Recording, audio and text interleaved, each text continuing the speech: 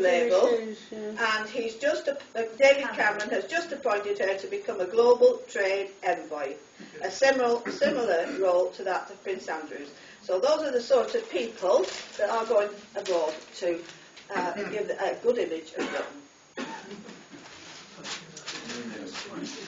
I thought you might be interested in the paper. Right now, let me just have a see.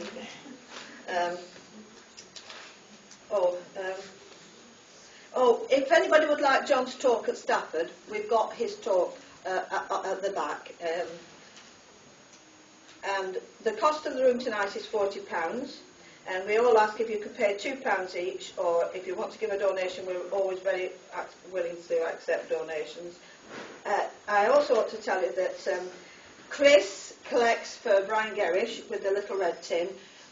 We've now got nearly £50 towards another £100 cheque to send to him. So if you feel like giving a donation to Brian, put it into Chris's tin. Chris gives it to me, and I get receipts from Brian when we send them. Now, just the last thing I want to say is this. This is a quote from Merkel. I heard her say it on television either yesterday or the day before.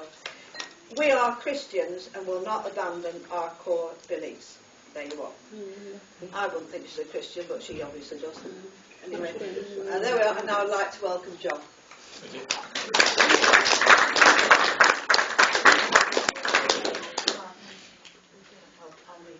How secure is the table?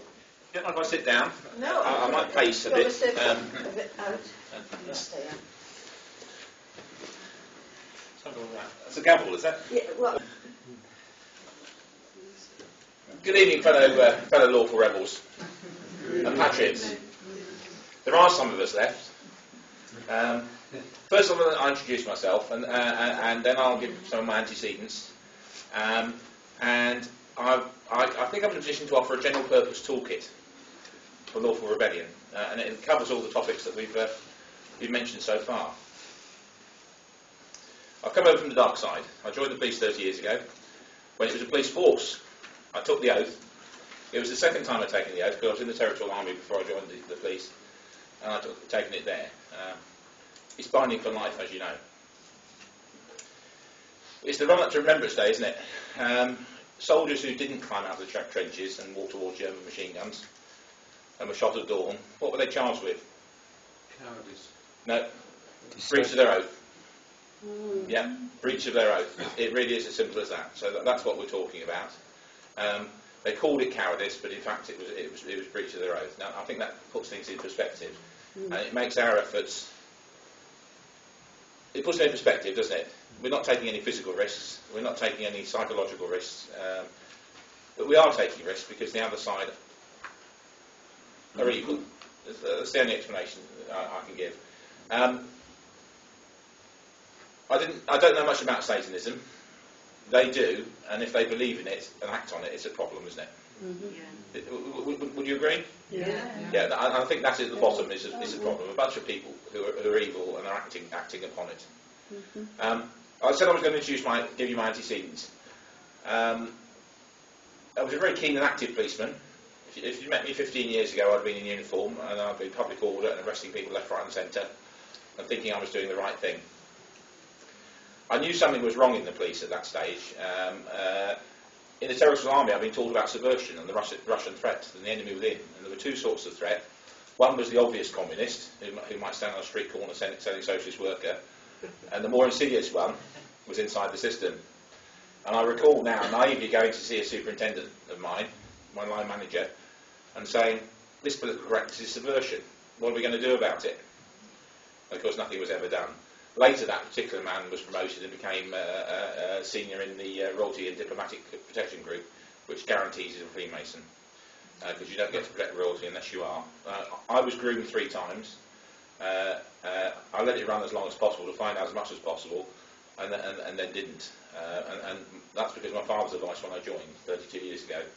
He gave me 2 pieces of advice about that sort of thing. Don't have anything to do with the Freemasons, and don't have anything to do with the Salvation Army, strangely enough. He was in the police, he joined in February 1939, when men were men and women were grateful, as he used to say. And he was a junior constable throughout the Blitz in the East End, H Division, Limehouse. And there's a tradition in the police that the junior person gets the best jobs. imagine what he was up to. But, things like putting bodies in coffins to make up the weight, and that sort of thing. And identifying people from photographs and their bomb houses and what have you. So again, that's what his generation put up to. He recently shared a story with me. In actual fact, it's 1940 and London's been bombed, and he eventually got a day off when he and his colleague went from the East End to Westminster Bridge, and they stood on Westminster Bridge and surveyed the bomb damage. His name is Bernard, and his companion, whose name escapes me, he said, "Bernard, I've got to do something about this."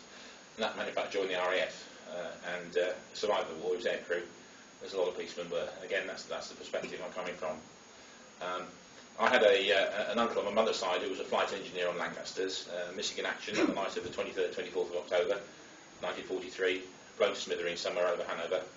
The other members of the crew bodies recovered, but his wasn't. So again, we've got a debt to those people, haven't we? Some of you were almost there, weren't you? Just looking around. Some of you are veterans. Right. My speciality in the police was protecting the public, because that's what I saw to do. And of course, the best way to protect somebody else is to make sure you're safe yourself. So self-defence was a big thing for me. I've always been quite big and physical. I know I need a bit of a diet, but I'm well fed. I'm not saying it. But self-defence is a big thing. And what I've found is that the organisation, the police, have an attitude to self-defence. They know all about it and they take advantage of it, but they don't allow the public to have the same benefits. So a lot of people got in trouble for defending themselves, haven't they? So what I'm going to do today is I'm going to treat you as a class of students in self-defence lesson 1, because I've taught it to policemen and I've taught it to the public for many years. And from then, I'll explain about the concept of duress of circumstances, that you can commit a minor crime in order to prevent the worst one happening. And I'll talk about some cases and judgments in relation to that, which are beneficial. And in fact, they're the basis of what for example, Brian's done in Cheryl's case. So let's imagine you're a class of new police trainees, and you need to know about self-defence. How many people have had a fight recently? Yeah, somehow it's a minority thing, isn't it? Unless you went to a really rough school, you haven't. And defending yourself is learned behaviour, isn't it? And the first thing you have to bear in mind is that the thing that holds most people back from defending themselves is lack of knowledge of the law. So the fundamental principle of common law, and what's a crime in common law, is this. It consists of two elements: a physical act and a mental intent, isn't it? In Latin, mens rea and actus rea. So a crime is a physical intent and a mental intent and a physical act. And absence one or the other, it can't be a crime. Let me give you an example. This old lady's a bit confused, picks up a basket of shopping in Sainsbury's and walks out past the door without paying for it. She's done the physical act, but has she committed the crime? No mental intent. Okay, it's exactly the same for you. Another example: policeman. How can a policeman justify driving his police car through a red traffic light on an emergency call? Good. Defence of necessity. Defence of necessity. That's right. He's done the physical deed, but he hasn't got the mental intent, has he? Okay, and that's known as duress of circumstances. And there can be duress caused by humans, threatening humans. There can be duress caused by circumstances. There's a house on fire. There may be a person trapped. Best I kick the door in and go and rescue them. Yeah, and there's a defence caused by inanimate objects. A tree's about to fall, for example. So what we're talking in relation to the EU and Cheryl's case and the non-payment of council tax, which is my case, we're defending ourselves, aren't we? Really, because we're defending against things that are not right. They're not morally right and they're not legally right. So that's known as duress of circumstances. Okay. And I'll ask the questions now. I'm going to get you used to answering back. Okay. What are the two elements of a crime? Intent and physical action. Yeah. Okay. Yeah. It gets you thinking. Okay. I can't help it. I want you thinking. So the two elements of crime are physical act and mental intent.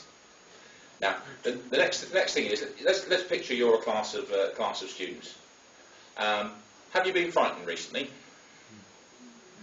The most common thing is a driving incident. Yeah, if you've had a good fight, but you have a good adrenaline rush. You've had that at some stage in your life, haven't you?